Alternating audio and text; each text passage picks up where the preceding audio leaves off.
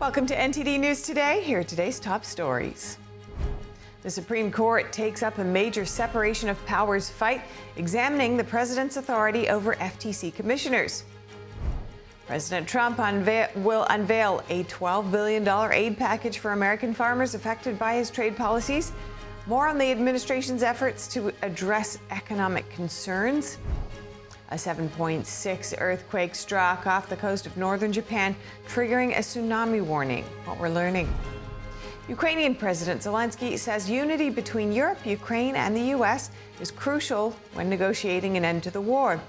His comments as he's meeting with Europe's leaders. Paramount has launched a hostile bid worth over $100 billion for Warner Brothers Discovery. What to know about the last-ditch effort to outbid Netflix.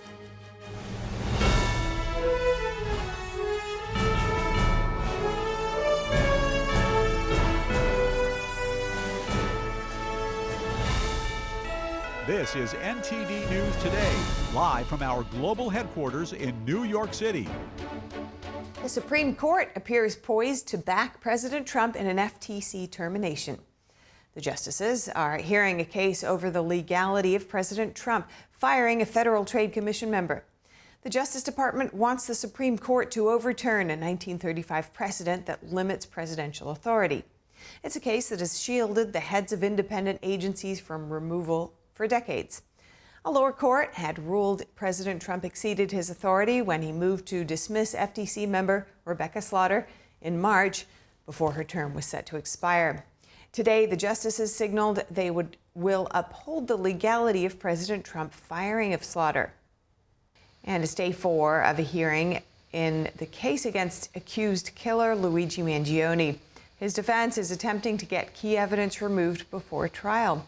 Our NTD reporter Arlene Richards was in the courtroom listening to another day of testimony, and we have her here with us now. Arlene, good to see you. Who did the prosecution call to testify this morning? Well, good afternoon, Stephania. So the prosecution called 2 witnesses. One was the first assistant district attorney, Nicole Smith, and the other one was police officer Christy Wasser. And both of them are from Altoona, Pennsylvania. Both of them testified about the search that was conducted at the McDonald's where Luigi Mangione was ultimately arrested. And as you know, the defense is saying that that search was conducted unlawfully, and they're attempting to have some of the key evidence removed before the trial. And how did their testimonies help the prosecution? So Nicole Smith, who is the first assistant district attorney, she testified that she was contacted by one of the lead officers who was on the scene at the McDonald's, and he was asking her about what charges he could charge. She said he was calling her to get her approval for this. And this is something that they commonly do, but she said they normally don't do it for charges like forgery and tampering with a license, which is what he was charged with. But this time they contacted her because they knew that this person might be the person that New York police would be looking for, and that they would probably ultimately have to turn over evidence to the New York police. So they wanted to make sure. She then went on to describe the differences between the types of evidence they found in his backpack. And one of them, she said, was called contraband, and the other one is inventory. And she made this distinction because some of that evidence was taken by the Pennsylvania police and kept, and other evidence was returned to the bag and went with Luigi Mangione to the correctional facility that he ultimately ended up at. So the contraband, which is things like the gun and the ammunition, can be taken over by the police. And the other items, such as his clothes, his food, the handwritten notes that are being talked about, those things went back into the bag. Later on, she says that they got 2 different search warrants. One search warrant was for the gun and the ammunition and other things like that that they wanted to keep. The second search warrant was so that they could turn the evidence over to the New York police, which they knew that that would be coming up. And then the Officer Wasser, she testified that the search was conducted incident to the arrest. Now, she was the officer who actually searched the bag, the backpack. And she said that, you know, the the Mangione was taken under arrest first. He was handcuffed and he was told what the charges are before she touched the bag and actually opened it and began to search for the items. And then she also talked about the different items that she found and that she was concerned at some point that there might be a bomb in the bag because they actually asked Mangione whether there was anything in there that they should know about. And his answer was, I choose not to talk. So that, she said, raised her suspicion that there might be a bomb in the bag. Back to you, Steph. Okay, so Arlene, will there be any more witnesses coming to the stand today? Well, as I left the courtroom, Officer Wasser was still on the stand. I'm assuming that she was cross-examined by the defense, which they could do. And then I think this afternoon or later today, they're probably going to call more officers that were there on the scene, or they will call the actual district attorney of Blair County in Altoona, Pennsylvania, who also was involved in giving the approval for the charges. Now, there were ultimately around 8 officers who came to that McDonald's that day, and I think we've already had about 4 officers on the stand, so I'm expecting them to go through the other officers and get their testimony about what occurred that day and also about the Pennsylvania law on search and seizure. Steph. All right. Thanks for your report, Arlene. Next, President Trump is set to kick off a tour in Pennsylvania tomorrow, focusing on making prices more affordable. Meanwhile, a White House official says Trump will unveil a $12 billion aid package for the farmers. The announcement is expected at 2 p.m., a roundtable today at the White House. U.S. farmers are under pressure this year as China shifted to South American suppliers for soybean purchases amid stalled trade negotiations with the U.S. The Trump administration was expected to announce a farm package totaling as much as $15 billion in October. Agriculture Secretary Brooke Rollins previously said the 43-day federal government shutdown delayed the rollout of that. Here's Treasury Secretary Scott Bessent discussing the U.S. economy. We are now seeing this affordability problem, and I think next year we're going to move on to prosperity. The Trump administration appears to be changing its approach to concerns about affordability. The Treasury Secretary argues the economy is strong, but he's acknowledging the issue. What we're not going to do is say that Americans don't know what they're feeling. President Donald Trump is creating a task force to look at food prices. New analysis of Salesforce data shows shoppers paid more for less this Thanksgiving weekend. According to polls, many Americans are worried about stretching their budgets. Now some Republicans are urging action on the issue. If you're living paycheck to paycheck, which most Americans are, and you can't afford to make ends meet, nothing else matters other than that. And next, President Trump will be signing an executive order this week on AI approval processes. He says this is to avoid having different rules in each of the 50 states. Trump wrote on Truth Social today, quote, "There must be only one rule book if we are going to continue to lead in AI. We're beating all countries at this point in the race, but that won't last long," he said, "if we're going to have 50 states, many of them bad actors, involved in rules and the approval process." The president said he will be doing a one-rule executive order this week. Trump did not provide details. Leading AI firms have called for national AI standards instead of a 50-state patchwork of laws, but the move is likely to face some pushback from states who have previously warned of disastrous consequences if the technology is left unregulated. And Paramount has launched an attempt at a hostile takeover of Warner Brothers Discovery. The move comes just days after Netflix reached a $72 billion deal with the company. Paramount said it's offering Warner Brothers shareholders $74.4 billion, or $30 per share in cash. Paramount is also offering to buy its cable assets. President Donald Trump raised concerns yesterday over the Netflix-Warner Brothers deal due to the size of their combined market share. The offer follows a deal in October between Paramount and news and commentary website The Free Press. Paramount installed founder Bari Weiss as the editor-in-chief of its subsidiary, CBS News. And President Trump hosted the Kennedy Center Honors last night, becoming the first U.S. president to preside over the ceremony. NTD's Daniel Monahan has more on the annual event, which has celebrated major contributors to American arts and culture since 1978. The ceremony honored actor Sylvester Stallone for the Rocky and Rambo series, in which he played the main characters, Gloria Gaynor for her song I Will Survive, the rock band Kiss, country music singer George Strait, and Tony Award-winning actor Michael Crawford. They've given us immortal characters of the silver screen, truly immortal characters, unprecedented triumphs of the Broadway stage, and unforgettable music that has become part of the really soundtrack of our lives. While at the event, the president addressed the blockbuster Netflix-Warner Brothers merger. Netflix is a great company, and they've done a phenomenal job. Ted is a fantastic man. I have a lot of respect for him, but it's a lot of market share, so we'll have to see what happens. United States Agency for Global Media Special Advisor Carrie Lake says she can't think of anyone better than President Trump to usher in what she called the golden age of arts. He is a showman, but most of all, he loves to build, create, and restore. And as he's restoring America to its glory, to her glory, he's also restoring this building. Lake says the arts bring people together. You can be from America, you can be from another country, and you sit and you listen to a symphony. And everything, all the differences just melt away. Commerce Secretary Howard Lutnick echoed that sentiment, saying music and the Kennedy Center unite people. Music is the greatest way to people's heart and to make them smile. And only this president loves sports and can do FIFA in the morning and Andrea Bocelli in the evening, right? So he covers all sides. Actor Kelsey Grammer emphasized individuality as central to American cultural heritage, noting how music constantly evolves. I thought music was dead in the 80s. I was like, oh my God, what the hell's happened to it? And then the grunge movement came along.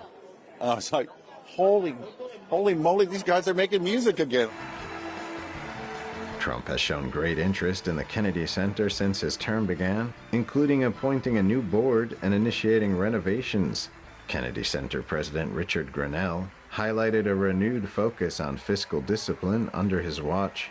I didn't cancel a single show. I just required all of our shows and all of the future shows to take ticket sales into account and donors and corporations. Between those three revenue sources, if you can't get to zero and not lose me money on your programming, I can't sign the contract. President Trump on Saturday presented medals to the 2025 Kennedy Center honorees during a ceremony in the Oval Office, expressing his sincere thanks for the artist's lifelong contributions. On behalf of every American who has been inspired by the unbelievable talent of Michael Crawford, who has been influenced by the music of George Strait or Gloria Gaynor or Kiss, or who has been moved by Sylvester Stallone's unmatched heart and talent and grit, because nobody played that role, and nobody will ever play that role like Sly. The Kennedy Center honors are widely seen as the top U.S. recognition for lifetime achievement in the performing arts. President Trump hailed the slate of artists as perhaps the most accomplished and renowned class ever assembled. The full program will air on CBS and Paramount Plus on December 23rd. Daniel Monahan, NTD News. Thanks to Daniel for that report. And up ahead, Secretary of State Marco Rubio and Secretary of War Pete Hegseth meet with their Australian counterparts. What they say will define their alliance in the coming years. Up ahead.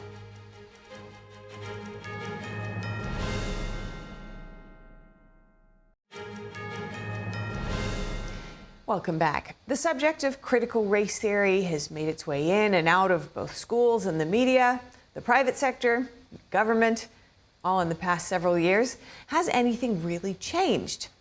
NTD exclusively produced a new documentary called Adversity: Stories of Critical Race Theory. It exposes what may be going on in today's school classrooms in the name of diversity, equity, and inclusion. Joining us to discuss is the film's director, Daniel Hull.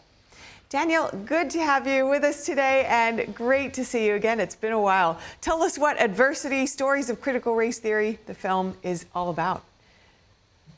It's great to see you too, Steph. I see we've got our matching dark green, so we're on the same. There you go. Well, you may be surprised, but critical adversity, stories of critical race theory is about critical race theory. Joking aside, it's actually to talk about this theory, to talk about what it is, what it does, where it came from, how ideas from it are being applied, how concepts are informing educators in schools, and most importantly, I would say, what people are doing about it. And what did you find? What did you discover while you were making it? I discovered the surprising origin of it. I found that, I thought it was just this sort of isolated thing, but it actually goes way back to other places in the world, and surprisingly, other places in the world have been influenced by similar things. Not exactly critical race theory, but very similar ideas have been pervading the world. And I feel that's something worth knowing and sharing about. Certainly sounds significant for a wide array of people. So why did you choose to make this documentary at this time? Well, it was sort of a two-pronged thing. On the one side, it was sort of convenience with the work I was doing. I was meeting some of these interviewees, and they all were sort of talking about the same thing. I thought, oh, hey, I know a lot of people. Maybe we should talk about this. And on the other side, well, about the time I started, my daughter was about 1 year old. And when you have a kid, you start thinking about, okay, where are they going to go to school? What are we going to do about their education? And even now, my second was born. He's just about 1 month old. And, that really makes me think, like, hey, this stuff is important. I want to make sure that, like, my kids don't get this theory specifically. And then I thought, I could do it for myself, or I could do it for way more people, let way more people know, too. And I thought that was the right thing to do. Beautiful. Daniel, congratulations on your newborn. That's beautiful news. Oh, thank you so much. Thank you. And a great mission there to expand the influence. Many parents will be wondering the same thing. Your name comes up quite a few times in the credits of this film. How much of this documentary did you do? Well, there's no way to say this without sounding like I'm boasting, but basically everything you're seeing on screen or hearing, that was done by me. After my initial crew did the interviews, it sort of turned into a passion project of mine. I was just volunteering basically to finish this on my own. And luckily I had the committed support of my wife to help see this through. So she helped in that respect, and a good friend of mine to also see me through, to bounce ideas off of. I gave my thanks to her at the end. Yeah. But yeah, I can proudly say that if the documentary doesn't turn out so well, hey, that's on me. But if it does turn out well, then it's like, hey, yeah, that's on me. Yeah, I'm sure it will. I'm really looking forward to seeing it. And in fact, it's testimony to how significant you think this issue is. And I'd say here at NTD, we really can see the value of that too. Now, you've had creative control, essentially, as you've been describing it. How did you treat that from an artistic perspective?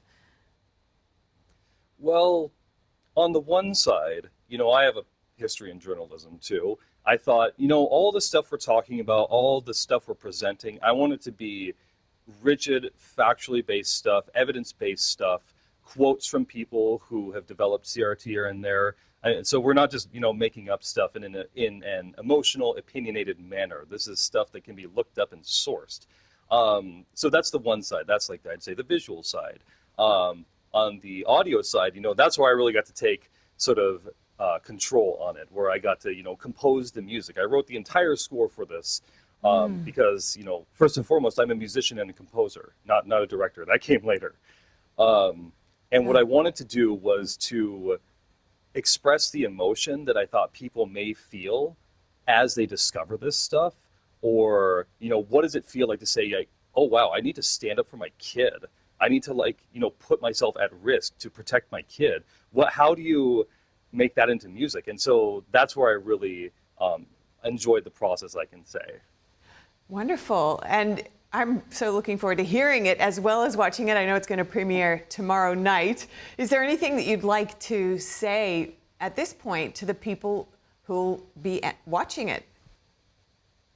Yeah. Well, I want to, of course, thank NTD for helping me produce this, and it's an honor that it can be published through Epic TV and NTD. Yes, it will be premiering tomorrow night, 7 p.m.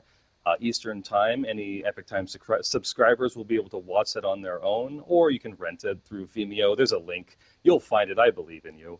But other than that, I would say what I would say to the audience is, we've all got families to some extent, I would say, and there's a good chance someone who has a kid. It doesn't matter if they're in school or going to be in school or they're out of school, but there's probably someone who's involved in the school system.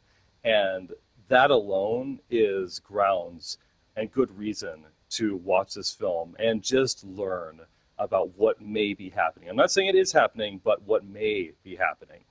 And that's such an intriguing framing, from someone who's really deeply investigated this through being a parent yourself and through the process of creating this documentary and all the investigation you've done. And it makes me think, what, if anything, do you think is missing from the broader conversation on DEI? There's been plenty of vitriol on both sides, people arguing passionately from their position. But as a documentary filmmaker, now having looked at this for so long and in such depth, is there anything that you particularly want to highlight about the issue of DEI that people may not be thinking about or talking about enough, in your opinion? Well, I've been luckily shielded from the broader discourse, the arguments that I've of recent.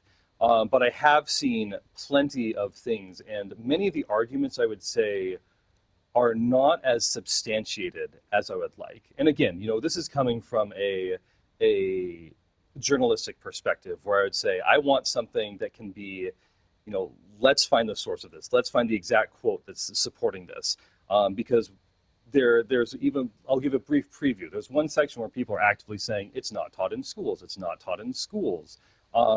And that's sort of, I would say perhaps that's lying by omission, because one of the things I've found is principles are being used of it. So yes, literally it is not taught in schools, but concepts that come from it are being taught in schools. And so that's one point of discourse that I wish could be more prevalent, perhaps more thorough, as opposed to people just throwing around it's good, it's bad, and then have that being that. Certainly a sense of nuance there that could be useful for someone really wanting to navigate with their eyes wide open and, as you say, with the facts, based on facts and rationality. What do you hope your film will impact, or how do you hope that people can take it forward and what effect it will have in the world? Well, the direct impact, I hope, is I become the best, most renowned director in the world, and everyone loves me. I'm just kidding. Absolutely. I hear you. We got your back.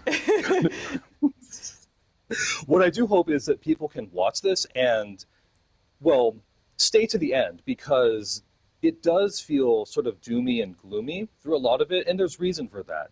These are heavy issues. But at the end, it's like, oh, there is that sort of hope. There is a way to do this. There's a method to handle this.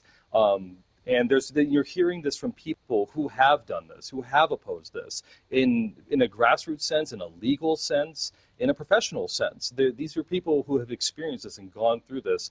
And that's why I call it stories of critical race theory, is because they all have these different stories from different levels and perspectives.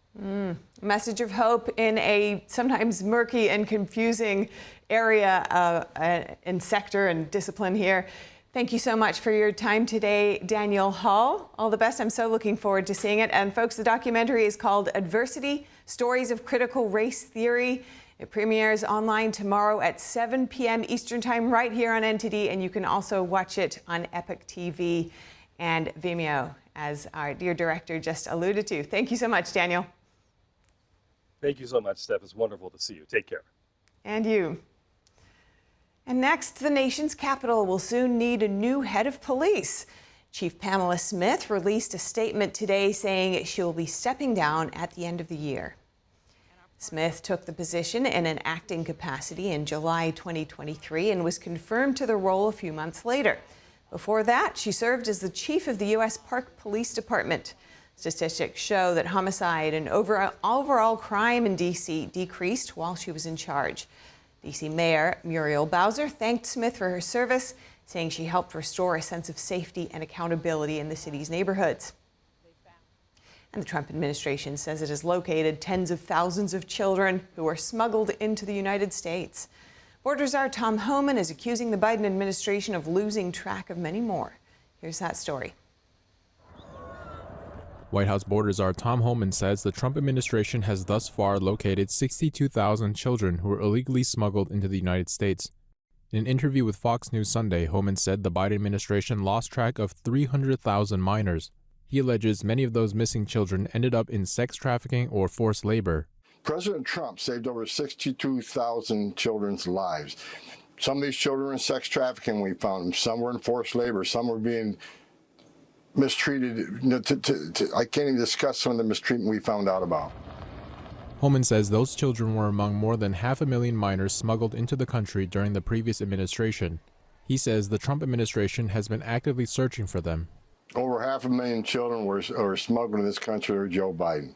They released them to unvetted sponsors. They lost track of 300,000.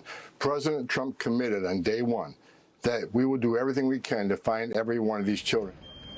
He accused Biden and Democrats of being complicit by refusing to secure the border. For 4 years, this has happened. Sex trafficking, historic highs. Children crossing the border, historic highs.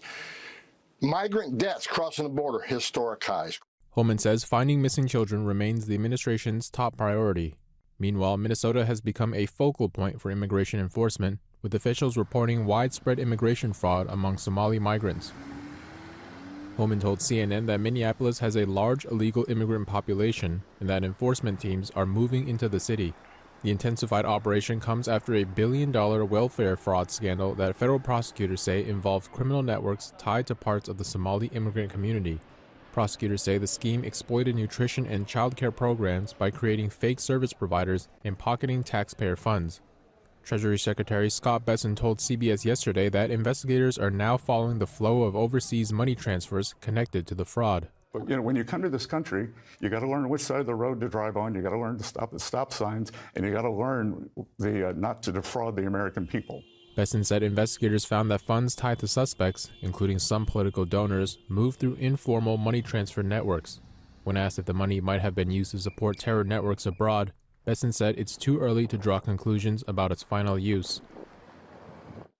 Former Democratic Congressman Colin Allred is ending his U.S. Senate bid in Texas. He'll instead run for the newly drawn 33rd Congressional District. His announcement came just hours before the state's filing deadline, reshaping the Democratic Party landscape. Allred said he concluded that a tough Democratic Senate primary and possible runoff could weaken the party heading into a high-stakes general election. He called the decision difficult, but said he intends to continue serving his community.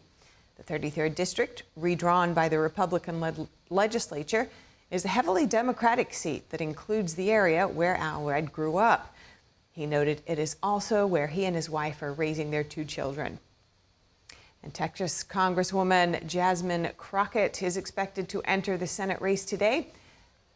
The move would significantly reshape the Democratic primary for the seat held by Republican Senator John Cornyn.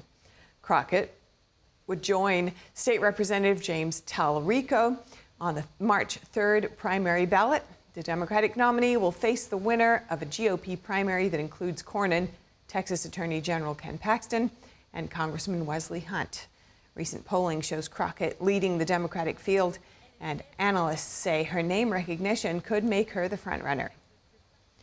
And on Capitol Hill, a vote this week to make changes to the Department of War. Lawmakers this weekend unveiled the final defense bill that aims to lock in President Trump's agenda. NTD's Melina Weiskup has the takeaways. This year's bill will codify 15 of President Trump's War Department-related executive orders. One of the most important pieces of legislation that we do every year, and it fits in very consistently with the President's Peace Through Strength agenda. It aims to strip the Pentagon of programs like CRT, DEI, and climate initiatives, and refocuses on merit-based promotions instead of diversity to drive admissions to service academies. DOGE cuts are included, eliminating $20 billion in obsolete weapons, inefficient programs, and Pentagon bureaucracy. Enlisted service members would get a 4% pay raise. The bill would cement Trump's deployment of troops to the border to combat illegal immigration and drugs. As for policy abroad, lawmakers aim to strengthen U.S.-Israel military operations and ramp up defense in the Indo-Pacific to deter CCP aggression towards Taiwan. Breaking news, First Lady Melania Trump is now joining a Toys for Tots donation drive at Marine Corps Base Quantico in Virginia. Let's take a look. Love. Santa's reindeer, Rudolph, Dasher, Comet, all of them, they are resting in the North Pole. They need to save all of their energy for their great flight around the world on Christmas Eve. Santa told me they are snuggled beneath warm, fluffy blankets, sipping candy cane cocoa, feeling the joy and love that will soon be shared with amazing children everywhere. So, with his sleigh parked safely with his reindeer, Santa climbed aboard my Osprey and couldn't stop smiling. I watched him gazing out of the window, grinning at all of the wonderful American families below. Santa told me that the Osprey floated through the sky like a giant snowflake, but it is way faster than a sleigh could ever fly. Santa, where are you, Santa? Thank you for joining me. Today, we are here for one of the most beloved traditions of the holiday season, Toys for Tots, led by United States Marine Corps Reserve. For more than 75 years, Marines and volunteers across America collect and deliver new toys to children who need a little extra joy during Christmas, all wrapped with love and great care. To everyone here at Quantico and all those who support the Toys for Tots Foundation, thank you. This includes the Toy Association's generous support. I'm grateful for your partnership and dedication to promoting fun and creativity. You help bring the delight of Christmas morning to millions of children, and you remind us all that American tradition, kindness, and love remain among our most powerful. To the families of military personnel, you are the heart of today's celebration. Your strength in the face of the adversity is inspirational. Some of the children here today have a parent stationed away from home right now. I know this can be difficult. On behalf of our nation, thank you. And thank you to the parents and guardians who are here today. Your support and resilience empower our Marines to serve with honor and distinction. Whether near or far, you illuminate every occasion, enriching everyone's life. This Christmas season, you, your friends, and your families should wish for the ultimate gift, love. After all, love travels further than Santa's sleigh and American ospreys. Thank you, and Merry Christmas, and happy and healthy New Year. Thank you.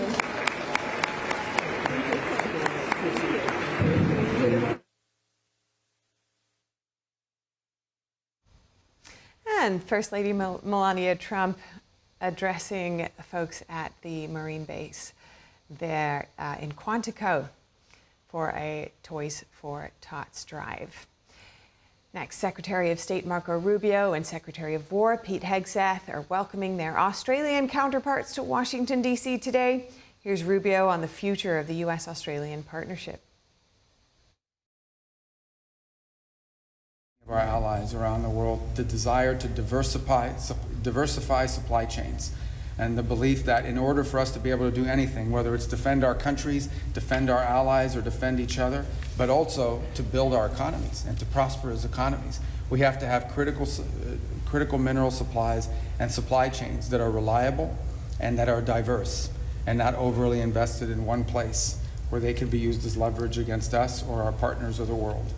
And so this is something that you'll find the U.S. and Australia working very closely on, and it's at the cornerstone of everything we plan to do together in the months and years to come. This is the 40th annual ministerial meeting between the two countries. Rubio touted the strength of the U.S.-Australian relationship. He said the meeting today will build on the momentum that came from the meeting between President Trump and Australian Prime Minister Anthony Albanese in October. Rubio also said he will visit Australia next year. The two Australian ministers said the U.S. is Australia's principal ally and the cornerstone of their strategic and foreign policy. They said their relationship is full steam ahead. Hegseth said that on the defense side, the two countries are working on force posture and industrial cooperation.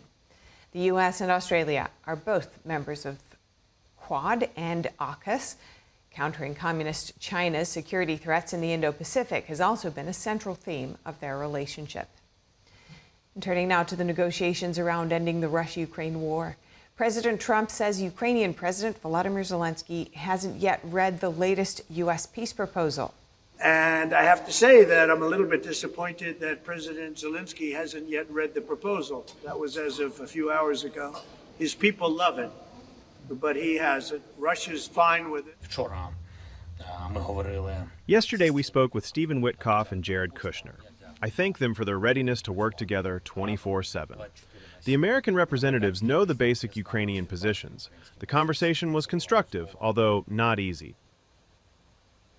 Meanwhile, Ukrainian officials say at least 7 people were injured when Russian drones struck an apartment block in the country's northeast.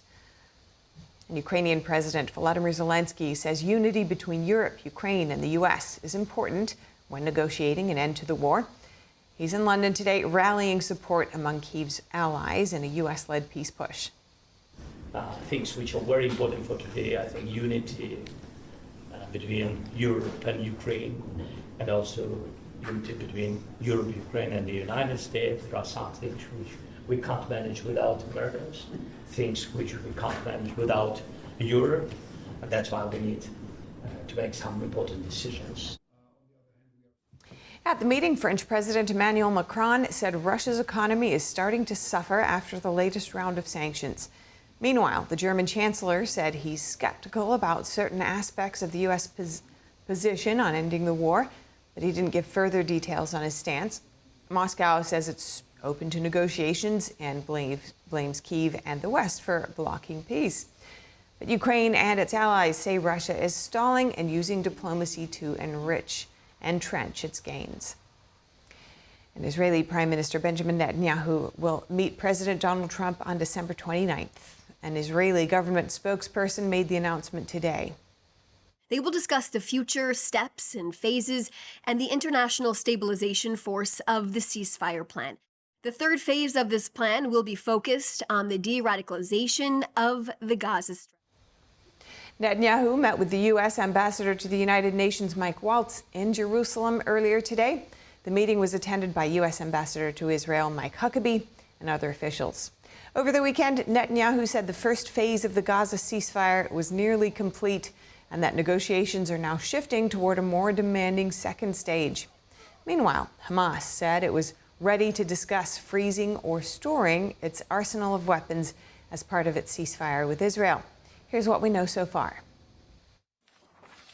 Israeli Prime Minister Benjamin Netanyahu on Sunday said the second phase of a U.S. plan to end the war in Gaza was close, but cautioned several key issues still needed to be resolved. I'm going to discuss them with President Trump when I meet him later on this month. Netanyahu's comments came while speaking to reporters alongside German Chancellor Friedrich Merz in Jerusalem. I think it's important to make sure that Hamas complies, not only with the ceasefire, but also with their commitment, which they undertook, to disarm and have Gaza demilitarized. We're about to finish the first stage. We're there, almost. But we have to make sure that we achieve the same results in the second stage, and that's something I look forward to discussing with President Trump. A ceasefire between Israel and Hamas is entering its second month, although both sides have repeatedly accused each other of violating the truce agreement. Since the ceasefire came into effect, Israel has carried out airstrikes that it says are fending off attacks or destroying militant infrastructure. Israel retained control of 53% of Gaza under the first phase of Trump's plan, which involved the release of hostages held by militants in Gaza and of Palestinians detained by Israel. According to the plan, Israel is to pull back further in the second phase, as a transitional authority is established in Gaza, and a multinational security force is deployed, Hamas is disarmed, and reconstruction begins.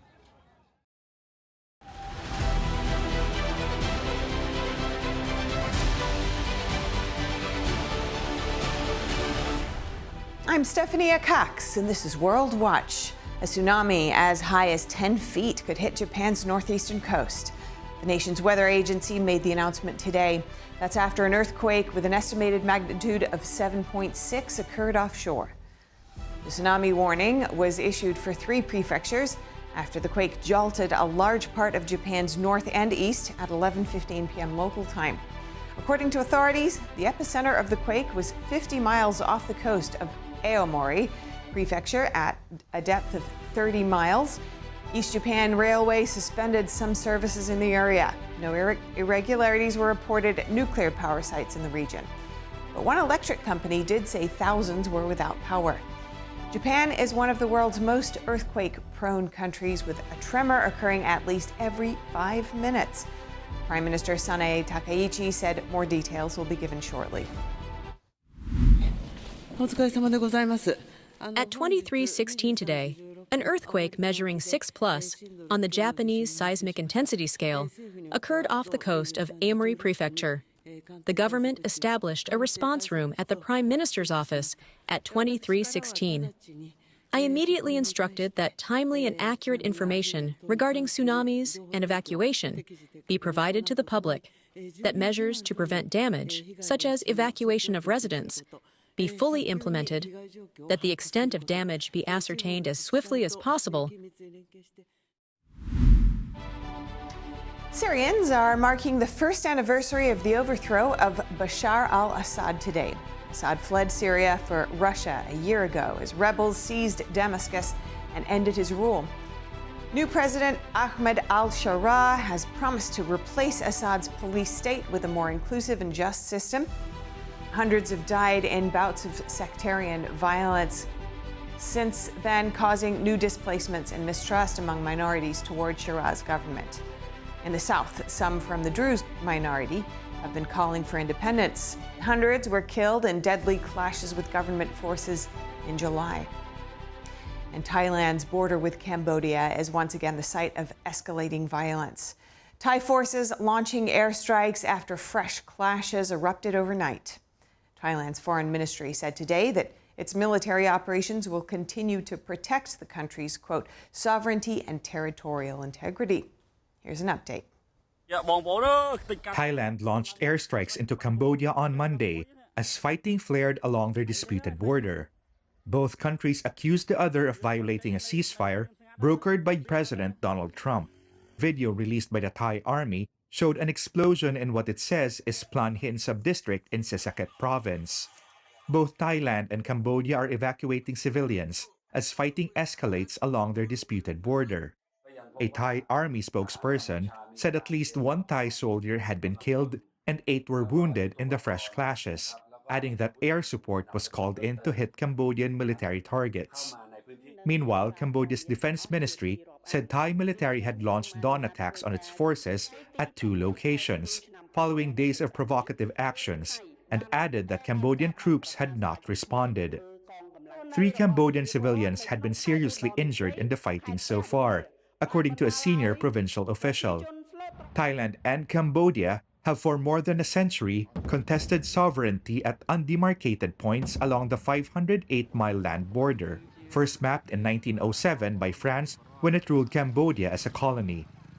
The simmering dispute between the countries erupted into a 5-day conflict in July before a ceasefire deal was brokered by Malaysian Prime Minister Anwar Ibrahim and Trump, who witnessed the signing of the peace agreement in Kuala Lumpur in October. However, Thailand said it was halting the implementation of the truce with Cambodia last month, following a landmine blast that maimed one of its soldiers. Thailand has repeatedly accused Cambodia of planting fresh landmines along parts of their disputed border, which have seriously injured at least 7 Thai soldiers since July. Phnom Penh denies the charge. Anwar, who is also chair of the Association of Southeast Asian Nations bloc, on Monday urged both sides to exercise maximum restraint and maintain open channels of communication. Thai Prime Minister Anutin Charnvirakul said the government would not stand for its sovereignty being violated. Thailand never wants to see violence. We insist that Thailand has never initiated the clashes or encroached into their land whatsoever. But Thailand will not stand for its sovereignty being violated and will proceed with appropriate measures, caution, and adhere to peace, stability, and uphold humanitarian aspects.